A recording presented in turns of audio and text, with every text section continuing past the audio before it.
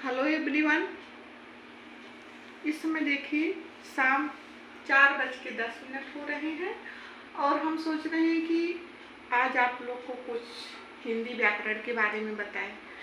तो देखिए हिंदी में दो बुकें चलती हैं बच्चों के लिए, एक होता है लिटरेचर और एक होता है व्याकरण। तो व्याकरण जो व्याकरण होता है वो बच्चों को लिखना पढ़ना शुद्ध बोलना शुद्धता सिखाता है, और लिटरेचर जो होता है वह क्या होता है कि लिटरेचर में जैसे मान लीजिए आप कहीं रास्ते में जा रहे हैं और कहीं बोर्ड लगा है और वहाँ पे जैसे मान लीजिए सड़क, जैसे यहाँ पे है, देखिए यहाँ ध्यान से देखिए इसको, जैसे यहाँ लिखा है सड़क, तो ये सड़क तो सही है, बट कोई लिखा है यहाँ पे ये सड़क लिख दिया है, देखिए जैसे लिखा है सड़क, तो उस समय आप उसको कुछ नहीं कर सकते हैं क्योंकि इस आप पढ़े हैं तो पढ़ने के माध्यम से आप बुक के हिसाब से समझ रहे हैं, व्याकरण के हिसाब से कि यह सड़क सही है, शब्द सही लिखा है और यह सड़क गलत लिखा है, बट कुछ नहीं कर सकते। इसको तो आपको पढ़ना ही पड़ेगा जो लिखा है। और अगर आपने किसी बोर्ड पे देखा या कहीं भी लिखा देखा तो इसको आप बदल नहीं सकते हैं, लेकिन आपको ये नॉलेज रहेगा कि ये लिखा भले है लेकिन ये गलत है। कभी कभार देखिए आप जब रोड पे या कहीं जाते हैं तो देखिए दीपावली ऐसे लिखा रहता है, दीपावली, लेकिन हम इसको पढ़ते हैं कि हाँ दीपावली है, लेकिन ये व्याकरण की दृष्टि से यह मात्रा गलत है। तो अगर दीपावली लिखा जाता है तो व्याकरण की दृष्टि से देखिए यह दीपावली सही है। तो कौन सा सही है कौन सा गलत आप कमेंट करके बताइए, हम आपको बता दे रहे हैं यह सही है यह गलत है, यह गलत है और यह सही है। तो जैसे जो हमको सही गलत का ज्ञान कराता है वह हमारी कहानी हमको नहीं बता सकती है, निबंध लिखा है वह नहीं बता सकता है। हमको जो ज्ञान कराता है हमारी मात्राओं का, वाक्यों में शुद्धता का, वह हमारा क्या बताता है, व्याकरण। तो जब तक हम व्याकरण नहीं पढ़ेंगे, उसका ज्ञान नहीं होगा, तब तक हमारी भाषाएं जो है अशुद्ध मानी जाए, अशुद्ध रह जाएंगी, मानी नहीं जाएंगी, अशुद्ध रह जाएंगी, क्योंकि हम उसको सही नहीं पढ़ सकेंगे, समझ नहीं सकेंगे, पढ़ेंगे भले ही। तो आज हमने देखिए टॉपिक लिया है भाषा। तो भाषा के बारे में आज हम आपको बताना चाहते हैं। तो भाषा क्या है? भाषा वह साधन है, जैसे अब देखिए एग्जाम्पल के लिए, जैसे मैं आपसे बताना चाह रही हूँ, आप हमारे सामने नहीं लेकिन फिर भी हम आप तक अपनी बात पहुँचाना चाह रहे हैं, तो यही भाषा का साधन है। तो देखिए यहाँ लिखा है भाषा क्या है, भाषा क्या है? तो भाषा वह साधन है जिसके द्वारा हम अपने मन के भावों और विचारों को बोलकर, जैसे हम अपने मन के विचार इस समय बोलकर प्रकट कर रहे हैं, तो बोलकर देखिए, और हम लिख भी रहे हैं तो लिखकर दूसरों के सामने प्रकट करते हैं और दूसरों के भाव और विचारों को सुनकर या पढ़कर समझते हैं। तो यही भाषा है। अब भाषा की यही शैली है कि एक दूसरे तक अपनी बात को पहुंचाना और दूसरे की बात को समझना, वह चाहे जो भी साधन हो, चाहे बोलकर हो चाहे लिखकर। तो बोलकर लिखकर या संकेत से भी हम कुछ भाषाएं कर सकते हैं। तो देखिए अब भाषा को 3 भागों में बांटा गया।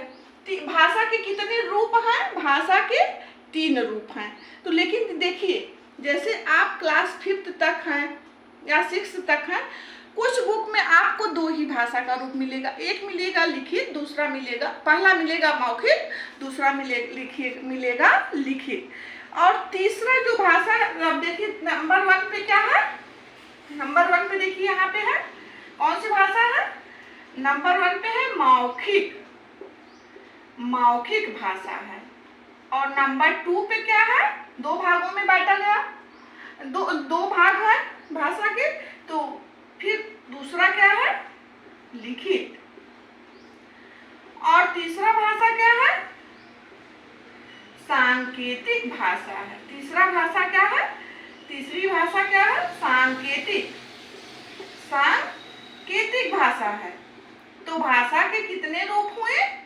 3 रूप हुए।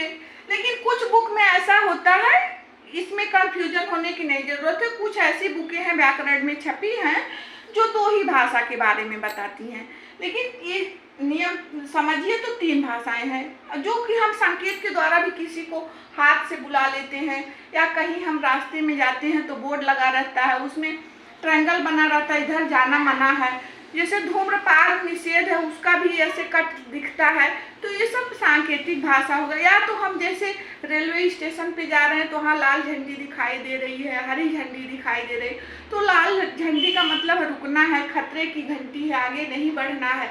हरी झंडी का मतलब है हमारी ट्रेन जाएगी। तो ये सब सांकेतिक भाषा में आता है।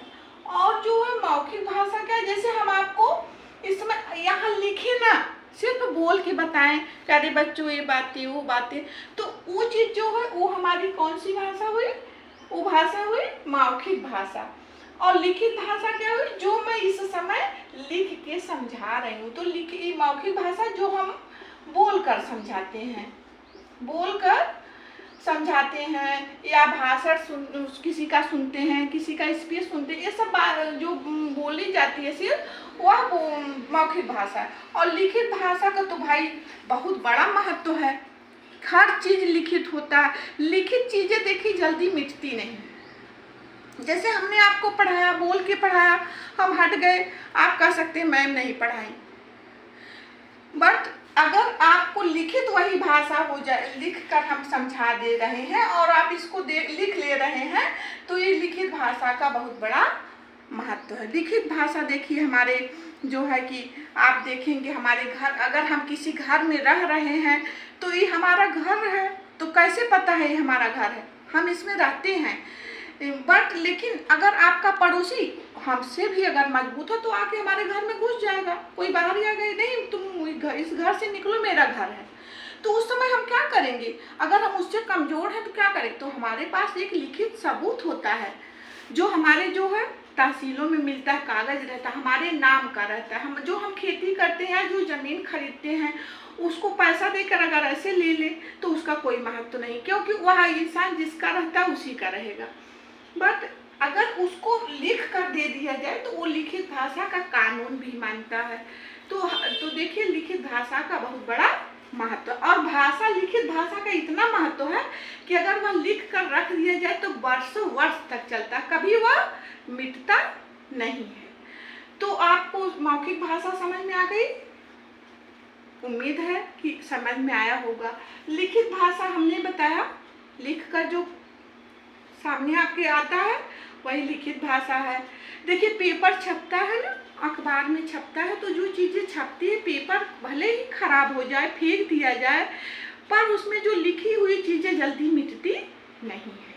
तो यह लिखित भाषा, इस तीनों भाषाओं में सबसे ज़्यादा महत्वपूर्ण भाषा यही है। देखिए ये जो लिखित भाषा है, जो लिख कर हम प्रयोग करते। देखिए आप कभी प्रोजेक्ट बनाते हैं स्कूल में, फाइल बनाते हैं, तो वो देखिए वर्षों वर्ष तक चलता है। अगर आप वहाँ घर पे ला के रखेंगे तो आप अगर स्कूल छोड़ देंगे, बड़े हो जाएं, तब भी आप जब उसको उलट के देखेंगे तो बोलेंगे कि अरे मैंने देखो ये फाइल बनाई थी, ये चित्र बनाया था, ये जो है कितनी अच्छी है।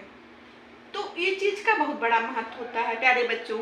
और ये सांकेतिक भाषा तो मैंने आपको सबसे पहले समझाया था कि जो संकेत के द्वारा किया जाता है, जिसका बोर्ड लगा होता है कि क्या करना है क्या नहीं।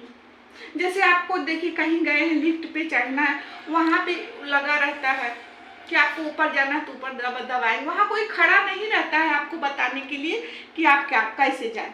तो वहाँ की आपकी जो भाषा है, जो वहाँ का आपका जो वहाँ पे लगा रहता है, टीपिए कि ऊपर जाना है, लॉगिन बना रहेगा, नीचे आना है तो नीचे बना रहेगा, तो वो सांकेतिक भाषा है। ठीक है, आज के लिए इतना ही। और देखिए मेरा चैनल है माया शुक्ला यूपी 50, उसको आप लाइक सब्सक्राइब करना ना भूलें। और कहीं भी आपको किसी सब्जेक्ट में कोई भी दिक्कत है तो आप उस पर डालेंगे तो उसका आंसर ज़रूर मिलेगा। ठीक। बस आज के लिए इतना ही, फिर मिलेंगे नेक्स्ट वीडियो में।